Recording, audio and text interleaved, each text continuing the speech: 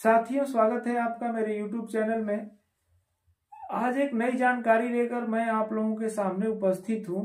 कि यदि किसी व्यक्ति को किसी भूमि का आवंटन हुआ है और उस आवंटित भूमि पर किसी दूसरे व्यक्ति ने अवैध रूप से कब्जा किया हुआ है, तो उस आवंटित भूमि पर आवंटी को किस प्राविधान के तहत किस प्रकार कब्जा कराया जाएगा और उस आवंटित भूमि से जो उस आवंटित भूमि पर अवैध कब्जेदार है उसे किस प्रकार हटाया जाएगा।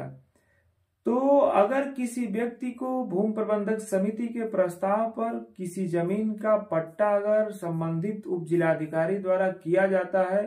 और उस पट्टेदार की भूमि पर किसी अन्य व्यक्ति द्वारा अवैध रूप से अगर कब्जा कर लिया जाता है, तो उसे उस भूमि से किस प्रकार बेदखल किया जाएगा और उसको बेदखल करने के लिए संहिता में कौन से प्राविधान वर्णित किए गए हैं और किस प्राविधान के तहत पट्टेदार अपनी पट्टे की जमीन पर कब्जा प्राप्त कर सकता है। तो इसके लिए जो संहिता में प्राविधान दिए गए साथियों, वह प्राविधान राजस्व संहिता की धारा 129 में दिया गया है और इस धारा में यह कहा गया है कि यदि किसी सरकारी पट्टेदार की जमीन पर यदि किसी व्यक्ति द्वारा किसी अन्य व्यक्ति द्वारा अगर अवैध रूप से कब्जा कर लिया जाता है या कब्जा किया हुआ हो, तो उसे इस संहिता के तहत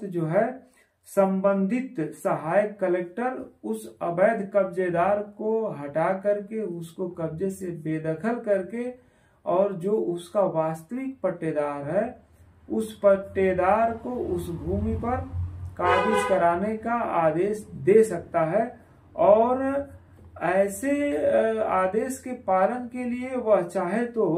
आवश्यक समझे तो ऐसे बल का भी प्रयोग कर सकता है।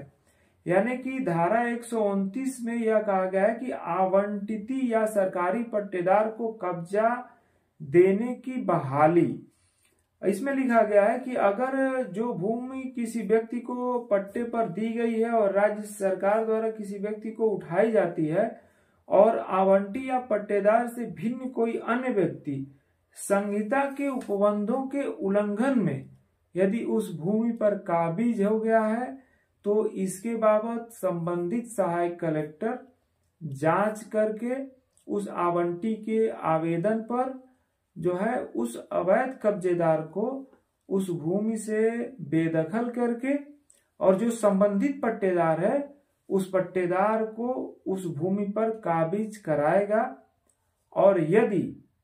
ऐसे कार्य को करते समय बल प्रयोग की भी जरूरत पड़ती है, तो संबंधित परगने का सहायक कलेक्टर यानी संबंधित सहायक कलेक्टर ऐसे बल का प्रयोग करके उस पट्टेदार को उसके पट्टे की भूमि पर काबिज करा सकता है।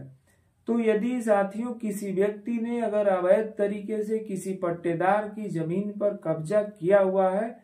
तो वह पट्टेदार इस धारा के तहत संबंधित सहायक कलेक्टर के न्यायालय में धारा 129 के तहत आवेदन प्रस्तुत करके और अपनी पट्टे की भूमि पर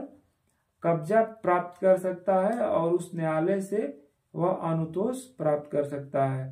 तो साथियों, यदि किसी पट्टेदार की भूमि पर अगर किसी व्यक्ति द्वारा अवैध रूप से कब्जा कर लिया गया हो या कब्जा किया गया हो, तो उसके लिए वह राजस्व संहिता की धारा 129 के तहत संबंधित सहायक कलेक्टर के समक्ष वाद दाखिल करके और अपने पट्टे की भूमि पर कब्जा प्राप्त कर सकता है। तो यह जानकारी आपको कैसी लगी कमेंट बॉक्स में जरूर बताएं और ऐसी ही अन्य तमाम जानकारियों के लिए मेरे YouTube चैनल को सब्सक्राइब करें। धन्यवाद।